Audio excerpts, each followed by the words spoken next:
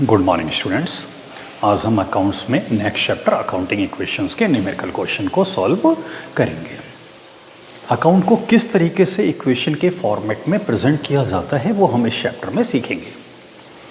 मैंने आपको जर्नल के कई सारे क्वेश्चंस सॉल्व करा दिए हैं और अभी जर्नल के कुछ और क्वेश्चंस भी मैं आगे सॉल्व कराता रहूँगा। बट आज हम लोग अकाउंटिंग इक्वेशंस चैप्टर के न्यूमेरिकल क्वेश्चन को सॉल्व करेंगे। जैसा कि मैंने बताया आपको कि अकाउंट्स को किस तरीके से इक्वेशन के फॉर्मेट में प्रेजेंट करते हैं वो हम इस चैप्टर में सीखेंगे। और वो हमको जो इक्वेशन बनानी है अकाउंटिंग इक्वेशंस, तो वो इस टाइप से कि अकाउंटिंग इक्वेशंस जो हम बनाएंगे ना, उसमें assets is equal to liabilities plus capital, यानी हमारी जो एसेट्स होगी वो लायबिलिटीज और कैपिटल के इक्वल होती है। ओके तो और हमारा अकाउंटिंग इक्वेशन का जो फॉर्मेट है वो फॉर्मेट क्या रहेगा जब हम न्यूमेरिकल क्वेश्चंस को सॉल्व करेंगे। उस फॉर्मेट में फर्स्ट कॉलम हमारा सीरियल नंबर का, नेक्स्ट कॉलम ट्रांजैक्शंस का, और बाकी जो नेक्स्ट कॉलम है उनमें हमको एसेट्स लायबिलिटीज प्लस कैपिटल के इक्वल शो करनी है। मेनली हम जितने भी क्वेश्चंस करेंगे तो एसेट्स में हमारी cash, stock and debtors, lump sum ये सारे ही क्वेश्चंस में कॉमन होगा। लायबिलिटीज में क्रेडिटर्स और आगे प्लस कैपिटल। बट कुछ क्वेश्चंस ऐसे भी होंगे जिसमें हमारी कोई अगर एक्स्ट्रा एसेट्स है तो वो भी हमको लिखनी होगी। सपोज करो आप फर्नीचर परचेज किया तो आपका कैश, स्टॉक, डेटर्स प्लस आप फर्नीचर को लिखेंगे। ओके इसी तरीके से हमारा जो लायबिलिटीज है वो उसमें भी कोई एक्स्ट्रा लायबिलिटी हो सकती है। तो इस फॉर्मेट के अकॉर्डिंग हम अकाउंटिंग इक्वेशंस के क्वेश्चंस को सॉल्व करेंगे। बहुत ही बेसिक चैप्टर है और बहुत ही इजी लेसन है। और जैसा कि मैं बार बार बताता हूँ आपको कि हमारी अकाउंटिंग जो है वो डबल एंट्री सिस्टम पर बेस्ड है, जहाँ पर डेबिट एंड क्रेडिट होता है, यानी किसी भी ट्रांजैक्शंस का इफेक्ट जो है वो दो साइड होता है, डेबिट एंड क्रेडिट। ओके अब जैसे क्वेश्चन को सॉल्व करने से पहले मैं आपको कुछ पॉइंट्स और बताता हूँ। जैसे बिजनेस स्टार्टेड विद कैश, अगर हम कैश से बिजनेस स्टार्ट कर रहे हैं तो इसका इफेक्ट कहाँ कहाँ पड़ा है। इसका इफेक्ट हमारे कैश पे एंड किस पे पड़ेगा, कैपिटल पे, क्योंकि हम जिस किसी से भी बिजनेस स्टार्ट करते हैं यानी जो कुछ भी हम बिजनेस में इन्वेस्ट करते हैं वो हमारी कैपिटल होती है।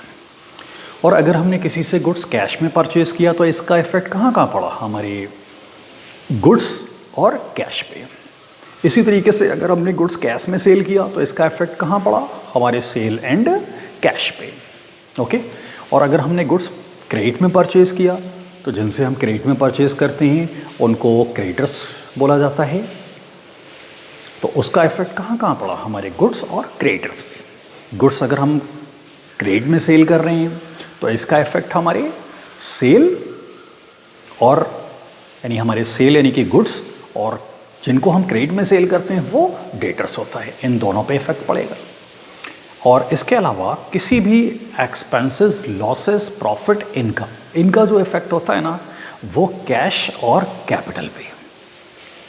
तो इन पॉइंटों को लेकर के हम फर्स्ट क्वेश्चन अकाउंटिंग इक्वेशंस का सॉल्व करते हैं। तो फर्स्ट क्वेश्चन आपका, prepare accounting equation from the following.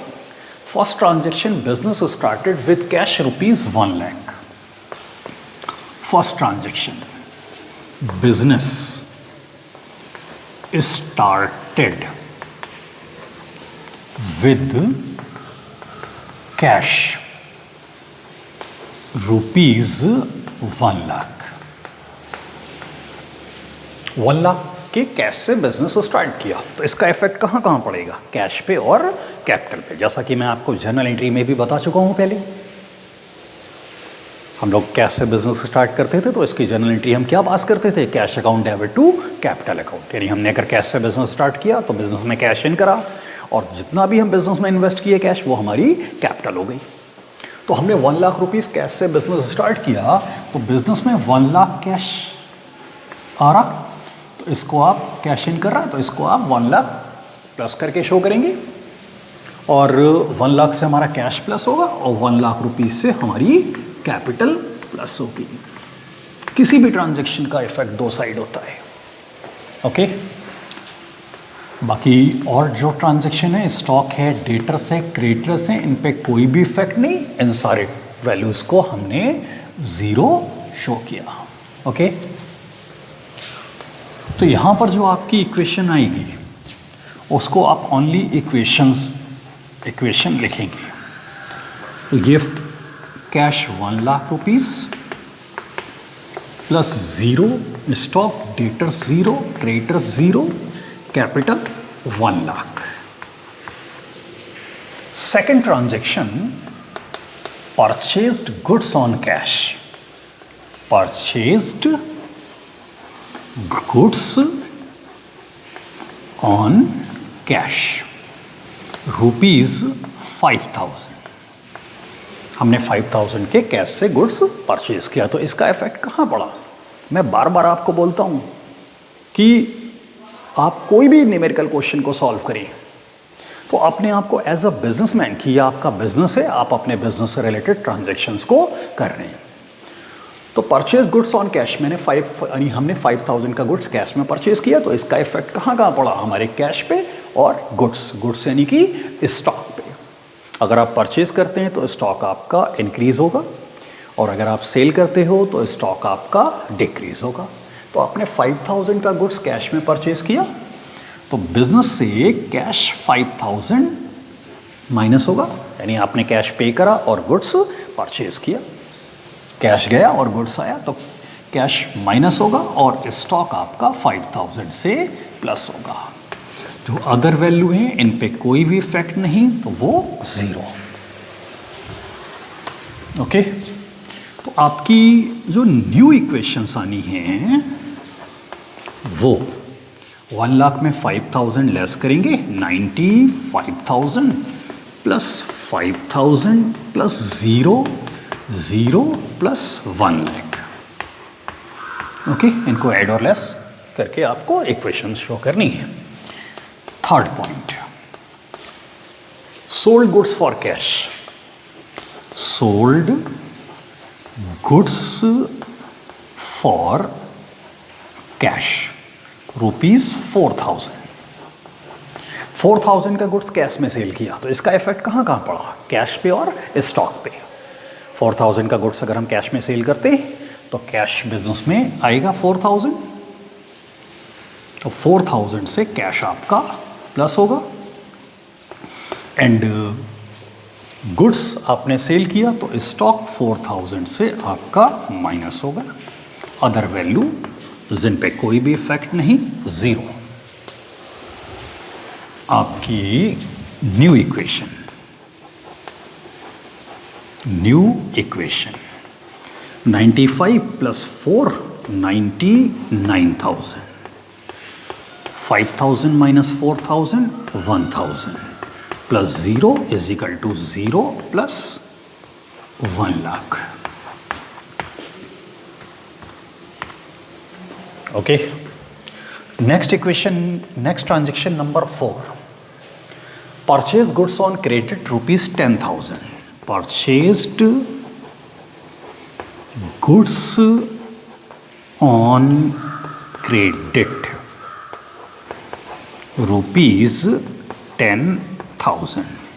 आपने 10,000 का गुड्स क्रेडिट में परचेज किया, तो इसका इफेक्ट कहाँ हो? हमने गुड्स परचेज किया तो बिजनेस में गुड्स आ रहा है, तो हमारा स्टॉक जो है वो 10,000 से प्लस हो जाना है। प्लस ये गुड्स की परचेजिंग आपने क्रेडिट में की, अगर आप कैश में परचेज करते तो बिजनेस से 10,000 कैश जाता, बट आपने ये परचेजिंग कैसे की है? क्रेडिट में। तो अगर आप क्रेडिट में परचेज करेंगे तो हम जिनसे क्रेडिट में परचेज करते हैं वो क्रेडिटर्स होता है, तो हमारे 10,000 से क्रेडिटर्स प्लस हो जाएंगे। अब हमने क्रेडिटर्स को प्लस क्यों लिखा? क्योंकि क्रेडिटर्स को अभी हमने 10,000 पे नहीं किए हैं, ये 10,000 हम कुछ टाइम के बाद उसको पे करेंगे। तो हमारे जितने भी क्रेडिटर्स थे उनमें हमारे 10,000 के क्रेडिटर्स और इंक्रीज हो गए, ओके। तो और वैल्यू जो है जिन पे कोई इफेक्ट नहीं वो जीरो। आपकी न्यू इक्वेशन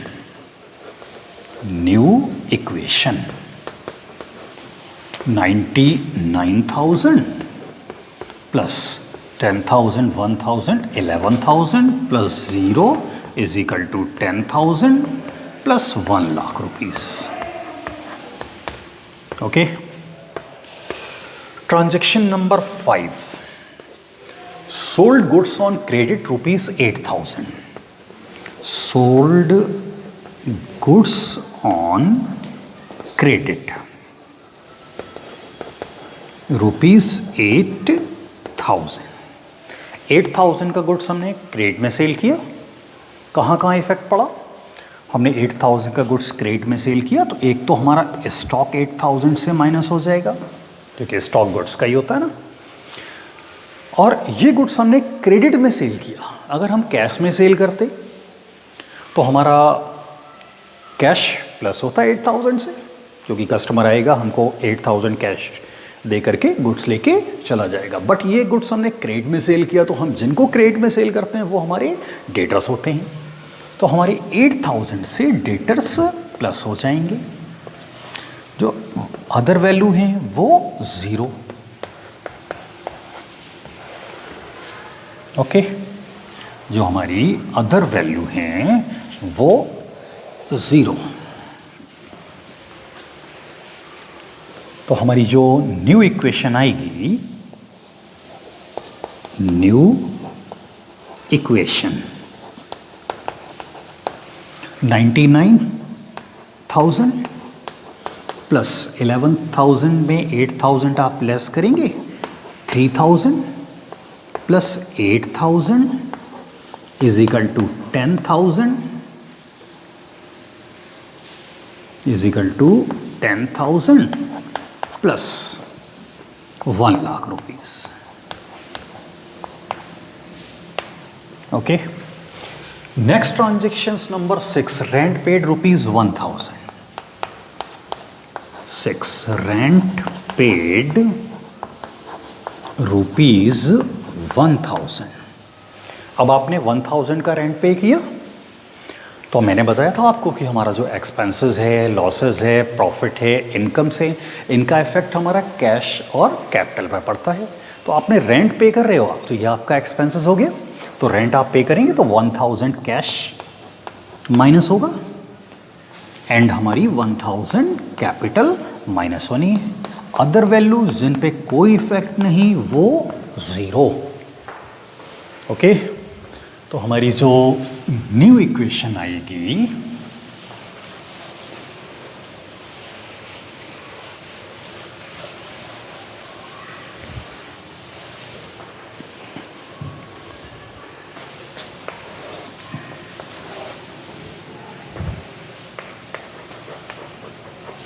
न्यू इक्वेशन वो 99 में ये 1,000 लेस करेंगे आप, 98,000 plus 3,000 plus 8,000, 3,000 plus 8,000 is equal to 10,000. Okay. 1 lakh में 1,000 लेस करेंगे आप, 99,000. Last transactions number 7. Commission received. Commission received rupees 2,000. अब आपने 2,000 का कमीशन रिसीव किया तो ये आपकी इनकम.